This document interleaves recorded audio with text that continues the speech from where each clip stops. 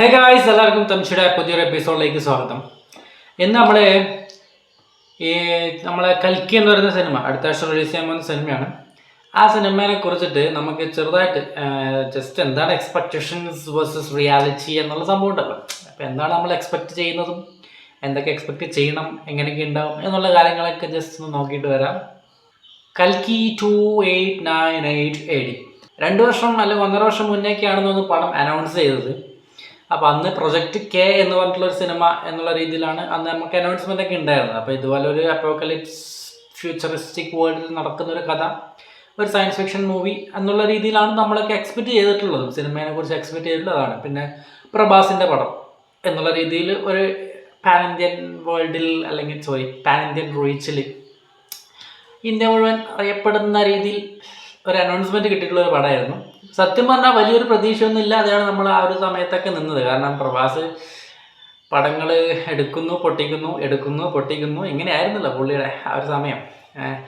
അപ്പോൾ അവസാനം ഇറങ്ങിയ സലാറടക്കം എല്ലാവർക്കും നിരാശ കൊടുത്തൊരു പടമായിരുന്നെന്നാണ് എനിക്ക് തോന്നിയിട്ടുള്ളത്.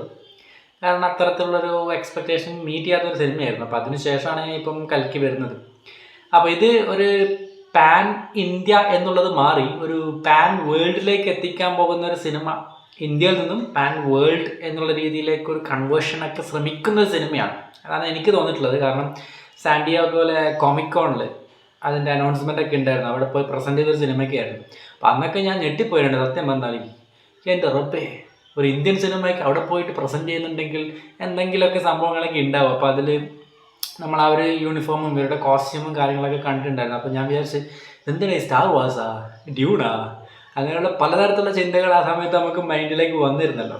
അപ്പോൾ എന്തൊക്കെയാണെങ്കിലും എങ്ങനെയൊക്കെയാണെങ്കിലും ആ സമയത്തൊട്ടാണ് സത്യം പറഞ്ഞാൽ ഞാനതൊരു ഒരു നോട്ടീസബിളായിട്ട് മാറിക്കഴിഞ്ഞു കേട്ടോ. സത്യം പറഞ്ഞാൽ അതുവരെ ഓക്കെ, പ്രഭാസിൻ്റെ സിനിമ എന്ന രീതിയിൽ മുന്നോട്ടേക്ക് പോയതല്ലാതെ അതിനപ്പുറത്തേക്ക് അവിടെയൊക്കെ പോയി പ്രസൻറ്റ് ചെയ്യണ്ടെങ്കിൽ എന്തൊക്കെ ഉണ്ടാവും.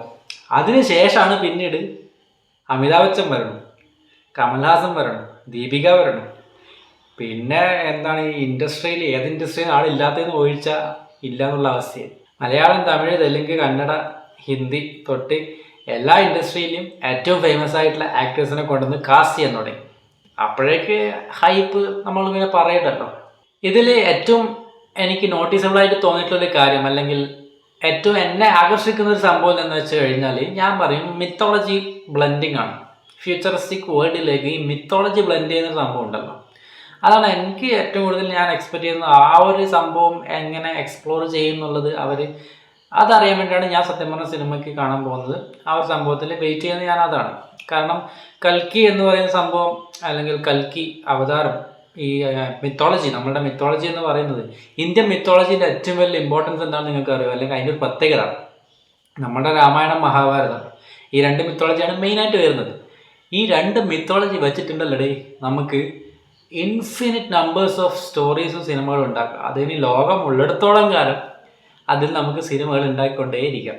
പുറത്തുനിന്നുള്ളവരടക്കം നമ്മളുടെ മഹാഭാരതം, രാമായണമൊക്കെ ഇൻസ്പയർ ചെയ്തുകൊണ്ട് സിനിമ എടുക്കുന്നുണ്ട്. അപ്പം നമ്മൾ അത്രയും ഒരു എക്സ്പ്ലോർ ചെയ്യാത്തൊരു ടെറൈനാണ് സത്യം പറഞ്ഞാൽ. എക്സ്പ്ലോർ ചെയ്ത് കഴിഞ്ഞാൽ അതിനും വലിയൊരു ടെറൈൻ വേറെ ഇല്ല എന്നുള്ളതാണ്. അപ്പോൾ അതാണ് കൽക്കി എന്നുള്ള സംഭവത്തിലേക്ക്, ഈ ഒരു സിനിമയിലേക്ക് എന്നെ ആകർഷിക്കുന്ന ഒരു സംഭവം. കാരണം ഈ മിത്തോളജി എങ്ങനെ അവർ ബ്ലെൻഡ് ചെയ്യും, അല്ലെങ്കിൽ ഈ ഒരു സയൻസ് ഫിക്ഷനും നമ്മളുടെ മിത്തോളജിയും എങ്ങനെ അത് കൃത്യമായിട്ട് അവർ ബ്ലെൻഡ് ചെയ്തെടുക്കും എന്നുള്ളത് കണ്ടു തന്നെ അറിയേണ്ടതാണ്. അപ്പോൾ ഇനി ഫസ്റ്റ് നമുക്ക് എന്താണ് കൽക്കി എന്നുള്ളത് നമുക്ക് നോക്കാം. കൽക്കി എന്ന് പറഞ്ഞു കഴിഞ്ഞാൽ മഹാവിഷ്ണുവിൻ്റെ 10ാമത്തെ അവതാരമാണ്. അത് സത്യം പറഞ്ഞാൽ മിത്തോളജി പ്രകാരം ഇതുവരെയും അവതരിച്ചിട്ടില്ല എന്നാണ് പറയുന്നത്. അതായത് കൽക്കി എന്ന് പറയുന്നത് കലിയുഗത്തിൻ്റെ അവസാനം, അല്ലെങ്കിൽ കലിയുഗത്തിൻ്റെ എൻഡിൽ, ഇൻകാനറേഷൻ എന്നുള്ള രീതിയിൽ അത് അവസാനിപ്പിക്കാൻ വേണ്ടിയിട്ടാണ് അവതരിക്കുക എന്നുള്ളതാണ് കൽക്കി. അപ്പോൾ ഇപ്പം കലിയുഗമാണെന്ന് നമുക്കറിയാലോ. ഈ കലിയുഗം ഇങ്ങനെ പോയിക്കൊണ്ടേയിരിക്കും. അതിൻ്റെ അവസാനം, കലിയുഗം അവസാനിക്കുന്നിടത്താണ് കൽക്കി അവതരിക്കുക എന്നുള്ളതാണ് ആ ഒരു മിത്തോളജി പറയുന്നത്.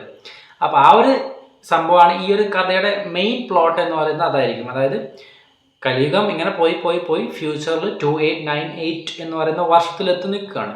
ആ ഒരു ടൈമിലേക്ക്, അല്ലെങ്കിൽ ആ ഒരു ഫ്യൂച്ചറിസ്റ്റിക് ആയിട്ടുള്ള ആ ഒരു ടൈമിൽ കൽക്കി അവതരിക്കാൻ പോവുകയാണ്. അപ്പോൾ എന്താണ് സംഭവിക്കാൻ പോകുന്നത്, അത് എങ്ങനെയായിരിക്കും? ഇതാണ് ഈ ഒരു കഥയുടെ മെയിൻ ആയിട്ടുള്ള ഒരു പ്ലോട്ട് എന്നാണ് എനിക്ക് തോന്നുന്നത്. അല്ലെങ്കിൽ അതാണ് സ്റ്റോറി ലൈൻ. അല്ലെങ്കിൽ ബേസിക്കലി എവിടെയാണ് കഥ നടക്കുന്നത് എന്ന് വെച്ച് കഴിഞ്ഞാൽ ഇതായിരിക്കും സംഭവം. ആ ഒരു കൽക്കിയുടെ അമ്മയായിട്ടായിരിക്കും ദീപികയുടെ ക്യാരക്ടർ വരുന്നത്. അപ്പോൾ അതിനെ പ്രൊട്ടക്ട് ചെയ്യാൻ വേണ്ടിയിട്ടാണ് പിന്നീട് അശ്വത്ഥാമാവൊക്കെ വരുന്നത്. അതൊക്കെ ആയിരിക്കും ആ ഒരു സ്റ്റോറി ബേസ് ലൈൻ വരുന്നത്. അപ്പോൾ ഈ ഒരു സംഭവമാണ് എന്നെ ഏറ്റവും കൂടുതൽ ആകർഷിക്കുന്നത്. അതെങ്ങനെ അവർ പ്രസന്റ് ചെയ്യും എന്നുള്ളത്. അപ്പോൾ ഈ അശ്വത്ഥാമാവ എന്ന് പറയുന്നത് മഹാഭാരതത്തിലെ ക്യാരക്ടറാണ്. മഹാഭാരതത്തിലെ മിത്തോളജിയിൽ വരുന്ന ക്യാരക്ടറാണ് അദ്ദേഹം. ആ ഒരു ക്യാരക്ടറിന്റെ ബേസ് എന്താണെന്ന് വെച്ച് കഴിഞ്ഞാൽ മരിക്കില്ല, മരണമില്ല. അതൊരു കേഴ്സ് ആയിട്ടാണ് വരുന്നത്. അത് മഹാഭാരതത്തിന്റെ അവസാനത്തിൽ വരുന്ന സംഭവമാണ്. കൃഷ്ണന്റെ ശാപം ഏൽക്കുകയും അതിനുശേഷം അയാൾ മരിക്കില്ല. അയാളുടെ മരണം എന്ന് പറയുന്നത് ആ ഒരു നെറ്റിലുള്ളൊരു സാധനം ഉണ്ടല്ലോ, അതാണ് അയാളുടെ ഈ എന്താണ് പവർ ഓഫ് സോഴ്സ് എന്നൊക്കെ പറയുന്ന സംഭവം. അത് നമ്മൾ മറ്റേ അവഞ്ചേഴ്സ് ഇൻഫിനിറ്റി വാറിൽ കാണുന്ന പോലെ ഇതിലുണ്ട്. ആ ഒരു അമിതാഭ് ബച്ചൻ്റെ നെറ്റിൽ നമുക്ക് കാണാൻ പറ്റും. പുള്ളിയാണ് ശുദ്ധമായിട്ട് വരുന്നത്. അപ്പം ആ ഒരു ക്യാരക്ടറൊക്കെ ഇവിടത്തേക്ക് വന്നിട്ട് എങ്ങനെയായിരിക്കും ആ കഥ അത് ഇതിലേക്ക് ആ ഒരു ഫ്യൂച്ചറിസ്റ്റിക് വേൾഡിലേക്ക് ഇതെങ്ങനെ പറയുന്നുള്ളതാണ്. അത് കൃത്യമായിട്ട് എക്സിക്യൂട്ട് ചെയ്യാൻ പറ്റിക്കഴിഞ്ഞാൽ സിനിമ എന്തായാലും കൊളുത്തും. കാരണം നമുക്ക് കണക്ട് ചെയ്യുന്ന സംഭവം ഞാൻ മുന്നേ പറയാമെന്ന് വിചാരിച്ചിരുന്നു ട്രെയിലർ ഇറങ്ങിയ സമയത്തൊക്കെ. അതായത് ആ ഒരു സയൻസ് ഫിക്ഷൻ മാത്രമായിട്ട് പോയി കഴിഞ്ഞാൽ കൽക്കി എന്ന് പറഞ്ഞിട്ട് ഒരു ഫ്യൂച്ചറിസ്റ്റിക് വേൾഡ് വലിയ സംഭവമായിട്ട് എടുത്തു കഴിഞ്ഞാൽ പടം പൊട്ടുന്നുള്ള 100% ഉറപ്പാണ്. നമ്മൾ ഹോളിവുഡ് സിനിമകളൊക്കെ വരുമ്പോൾ നമ്മൾ പറയടേ ഓക്കെ കിടിലം സംഭവം. പക്ഷെ നമ്മളുടെ ഓഡിയൻസിലേക്ക് എത്തുമ്പോൾ നമ്മുടെ സാധാരണക്കാർ ഓഡിയൻസൊക്കെ ആയിട്ട് വരുന്ന സമയത്ത് ഒരിക്കലും അത് കണക്റ്റ് ആവില്ല. അപ്പോൾ ആ ഒരു സ്പേസിൻ്റെ എക്സ്പ്ലോറേഷൻ ആയിരിക്കും അവർ ആ ഒരു ടൈമിൽ, അല്ലെങ്കിൽ ആ ഒരു സംഭവത്തിന് വേണ്ടിയിട്ടായിരിക്കും മിത്തോളജി എന്ന് പറയുന്ന ഫാക്റ്റ് അതിലേക്ക് ആഡ് ചെയ്തിട്ടുള്ളത്. അപ്പം അതെങ്ങനെ വരും എന്നുള്ളത് തന്നെയാണ് ഞാനും സത്യം പറഞ്ഞാൽ ആകാംക്ഷയുടെ അല്ലെങ്കിൽ എക്സൈറ്റ് ചെയ്യിക്കുന്ന ഒരു ഫാക്ടർ എന്നോട് ചോദിച്ചു കഴിഞ്ഞാൽ സിനിമയിൽ ആ ഒരു സയൻസ് ഫിക്ഷനും മിത്തും ഫിക്ഷണൽ പാർട്ടല്ല, ആ ഒരു മിത്തോളജിക്കൽ പാർട്ടാണ്. അപ്പം അതിൻ്റെ ഇടയ്ക്കൊക്കെ നമുക്ക് ട്രെയിലറിലൊക്കെ ഇപ്പോൾ ലാസ്റ്റ് ഇറങ്ങിയ ട്രെയിലറിലും ആ ഒരു കുരുക്ഷേത്ര യുദ്ധത്തിൻ്റെ സീക്വൻസൊക്കെ കാണിക്കുന്നുണ്ട്, അല്ലെങ്കിൽ ആ ഒരു കാലഘട്ടത്തിൻ്റെ ഗ്ലിംസൊക്കെ അവർ കാണിക്കുന്നുണ്ട്. അപ്പം ഇതൊരിക്കലും ഒരു ഫസ്റ്റ് പാർട്ട് ഒരു 1 പാർട്ടിൽ പറഞ്ഞു തീർക്കാൻ പറ്റുന്ന ഒരു കഥയൊന്നുമല്ല. അത് ഇതിന് മുന്നേ ഇവർ മറ്റേ എന്തായിരുന്നു ഈ ഹോട്ട്സ്റ്റാറിൽ 2 എപ്പിസോഡ്സ് റിലീസ് ആയിട്ടുണ്ടായിരുന്നു ആനിമേഷൻ, ബുജി ആൻഡ് ഭൈരവ എന്ന് പറഞ്ഞിട്ടുള്ള സംഭവം. അത് നിങ്ങൾ കാണണം കേട്ടോ. കണ്ടു കഴിഞ്ഞാൽ കുറച്ചും കൂടി ഒരു ഐഡിയ നിങ്ങൾക്ക് കിട്ടും. അപ്പോൾ അതിലൊക്കെ അതിൻ്റെയൊക്കെ ടൈറ്റിൽ അവർ കാണിക്കുന്നുണ്ട് കൽക്കി സിനിമാറ്റിക് യൂണിവേഴ്സ് തന്നെയാണ് അവർ പറയുന്നത്. അപ്പോൾ അത്തരത്തിലൊരു യൂണിവേഴ്സിൻ്റെ സംഭവം ഉണ്ടേ. കാരണം മിനിമം ഒരു 3 ട്രിയോളജിയിലൊന്നും ഇല്ലാതെ ഈ ഒരു സംഭവത്തിൻ്റെ ഒരു സാധനം പറഞ്ഞു തീർക്കാൻ പറ്റില്ല, ഒരൊറ്റ പടത്തിലൊന്നും തീർക്കാൻ പറ്റില്ല. അപ്പോൾ അതൊക്കെ വരുമോ വരാതിരിക്കുമോ എന്നൊക്കെ ഉള്ളതൊക്കെ നമുക്ക് സിനിമ കണ്ടു കഴിഞ്ഞാൽ പറയാൻ പറ്റും. അതിൻ്റെ എന്താണ് അവർ എൻഡ് ക്രെഡിറ്റിൽ കാണിക്കുന്നതും എങ്ങനെയാണ് നിർത്തുന്നതും എവിടെ നിർത്തും എങ്ങനെ തുടങ്ങും അതൊക്കെ സിനിമ കണ്ടു കഴിഞ്ഞാൽ മനസ്സിലാക്കാൻ പറ്റും. നമുക്കത് കണ്ടതിന് ശേഷം പറയാം. അപ്പോൾ ആ ഒരു മിത്തോളജിയുടെ ഫാക്ടർ കിടിലം പോലെ വർക്ക് ചെയ്ത് കഴിഞ്ഞാൽ സിനിമ നല്ല രീതിയിൽ ക്ലിക്ക് ആവുന്നതാണ് എനിക്ക് തോന്നുന്നത്. എൻ്റെ പേഴ്സണൽ ഒപ്പീനിയനാണ് കേട്ടോ. ഞാൻ എക്സ്പെക്ട് ചെയ്യുന്ന സംഭവങ്ങൾ ഞാൻ പറഞ്ഞതേ ഉള്ളൂ. നിങ്ങളെ ചിലപ്പോൾ രീതിയിലായിരിക്കില്ല എക്സ്പെക്ട് ചെയ്യുന്നത്. അപ്പം മിത്തോളജിക്കലി ആ ഒരു ഫാക്ട് ഇത്രയും സംഭവങ്ങൾ വന്നു കഴിഞ്ഞാൽ അശുദ്ധമായ സംഭവങ്ങളും നമുക്ക് ചിലപ്പോൾ പ്രതീക്ഷിക്കാത്ത ക്യാമറസൊക്കെ നമുക്ക് പ്രതീക്ഷിക്കാം. അവിടെ അങ്ങനെ പ്രതീക്ഷിച്ചിട്ട് പോവാം. ചിലപ്പോൾ പ്രതീക്ഷിച്ച് പോയി കഴിഞ്ഞാൽ കിട്ടാതിരിക്കുമ്പം നമുക്കത് ഡിസപ്പോയിൻമെൻറ്റും ആവാം.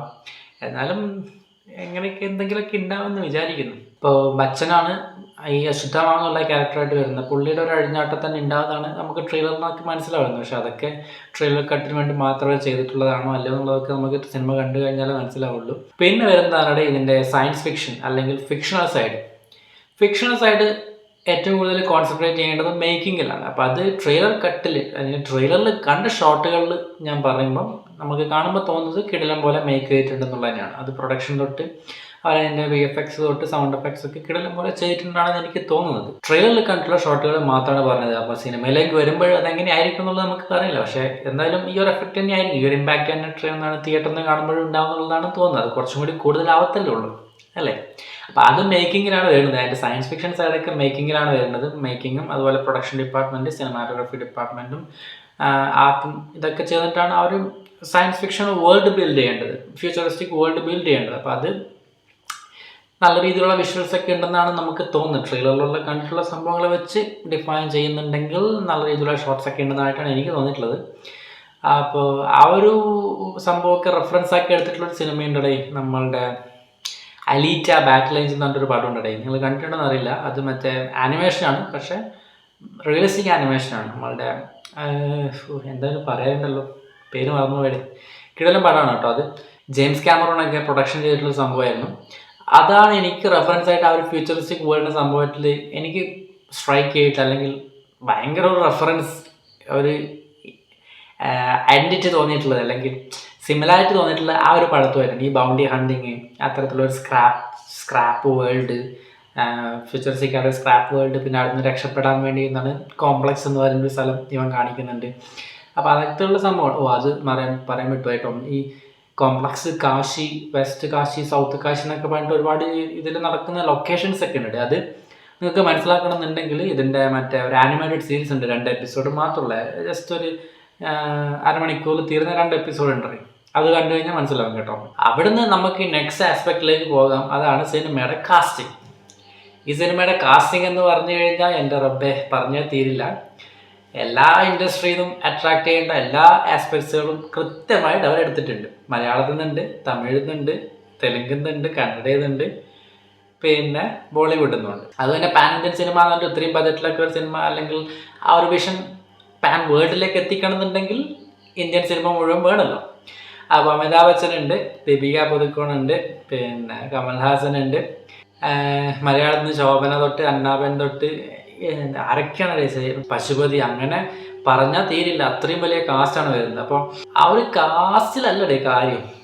ഇത്ര വലിയ കാസ്റ്റ് ഉണ്ടായാലും സിനിമ തന്നെയാണ് കാര്യം, കഥ തന്നെയാണ് കാര്യം. അപ്പോൾ ഇത്രയും വലിയൊരു കാസ്റ്റിനെ കൊണ്ടുവന്നിട്ടുള്ളത് ആ ഒരു ഹോൾ സിനിമയ്ക്ക് വേണ്ടിയിട്ടാണെന്ന് എന്നുള്ള രീതിയിലാണെങ്കിൽ പടം ഓക്കെയാണ്. അല്ലാതെ ഓരോ ആക്ടേഴ്സിനും പെർഫോം ചെയ്യാൻ, അല്ലെങ്കിൽ അവരെ മാത്രം കോൺസെൻട്രേറ്റ് ചെയ്തുകൊണ്ട് സിനിമ മുന്നോട്ട് പോകുന്നുണ്ടെങ്കിൽ പോവില്ല, പടം മുന്നോട്ടേക്ക് പോവില്ല. അങ്ങനെ പോയി കഴിഞ്ഞാൽ അത് കണക്റ്റ് ആവില്ല, ഓഡിയൻസ് കണക്റ്റ് ആവില്ല, അത് കൈവിടും, നമ്മൾ കൈവിടും എന്നുള്ളത് ഉറപ്പാണ്. അപ്പോൾ അത്രയും വലിയ കാസ്റ്റിന് കൊണ്ടുവന്നു എന്നുള്ളതിലല്ല കാര്യം, അത് എങ്ങനെ കൊണ്ടുവന്നിട്ട് അവരെ യൂട്ടിലൈസ് ചെയ്തു എന്നുള്ളതിലാണ് കാര്യം. അതായത് ആ ഒരു വലിയൊരു ക്യാൻവാസിലേക്ക് പോകേണ്ട രീതിയിലേക്ക് ആ ഒരു കഥ വേണം, ആ കഥക്ക് ആ ഒരു സ്കോപ്പ് ഉണ്ട്. അപ്പോൾ ആ സ്കോപ്പിലേക്ക് ബ്ലെൻഡ് ചെയ്യുന്ന രീതിയിൽ ക്യാരക്ടേഴ്സിനെ പ്ലേസ് ചെയ്യുന്ന രീതിയിലാണ് ക്യാരക്ടറൈസേഷൻ കൊടുത്ത് കൊണ്ടുപോകുന്നുള്ളതെങ്കിൽ ഓക്കെ. വില്ലനായിട്ടാണ് കമൽഹാസൻ വരുന്നത്. അത് നമ്മളെ ആ ഒരു സ്റ്റാർ വാർസിലെ ഒരു എംപറർ ടൈപ്പൊക്കെ പോലെ ആ ഒരു സ്ലേവറി നടത്തുന്ന അത്രയും വലിയൊരു എംപറർ എന്നുള്ള രീതിയിലായിരിക്കും പുള്ളിയുടെ ക്യാരക്ടർ. അതൊക്കെ ചെയ്ത് പുള്ളി വേറെ ലെവലാക്കുന്നുള്ളത് ഉറപ്പാണ്. അത് അമിതാഭ് ബച്ചനായാലും ദീപിക ആയാലും ആക്ടിങ്ങിൻ്റെ കാര്യത്തിലേക്ക് അവരൊക്കെ വേറെ ലെവലിൽ കിടിലം പോലെ ചെയ്യുന്നുള്ളത് ഉറപ്പാണ്. ഈ പ്രഭാസിൻ്റെ കാര്യത്തിലും എങ്ങനെയാണെന്നുള്ളത് കണ്ടറിയേണ്ടി വരും. പുള്ളിയുടെ എനിക്ക് ഒരു പ്രൊഡിക്ഷൻ പറയാൻ പറ്റുന്നില്ല, എനിക്ക് തോന്നുന്നില്ല പറയാൻ. അപ്പോൾ ഇതൊക്കെയാണ് ഈ ഒരു കൽക്കി എന്ന് പറയുന്ന പടത്തിന് മെയിനായിട്ടുള്ള എക്സ്പെക്റ്റേഷൻസ് എന്ന് പറയുന്നത്. മിത്തോളജി, അതിൻ്റെ science fiction side, casting, acting, പിന്നെ BGM ബാക്കിയുള്ള വിഷ്വൽസും കാര്യങ്ങളൊക്കെ സിനിമ തിയേറ്ററിൽ കാണുമ്പോഴേ നമുക്ക് കൃത്യമായിട്ട് പറയാൻ പറ്റും. അതൊക്കെ സേഫ് ആണെന്നാണ് തോന്നുന്നത്. ഇതുവരെ വന്നിട്ടുള്ള സംഭവങ്ങളൊക്കെ വെച്ചിട്ട് മഹേഷ് നാരായണാണ് മ്യൂസിക് ചെയ്യുന്നത്. ബാക്കിയുള്ള കാര്യങ്ങളൊക്കെ സിനിമ വന്നിട്ട് എങ്ങനെയുണ്ടെന്ന് നമുക്ക് നോക്കാം. അപ്പോൾ ഇതിനെക്കുറിച്ചുള്ള എക്സ്പെക്റ്റേഷൻസ് നിങ്ങൾക്ക് എന്താണെന്നുള്ളത് കമൻറ്റ് ബോക്സിലൂടെ അറിയിക്കാം. ഓക്കെ, ബാക്കി സിനിമ വന്നിട്ട് പറയണേ.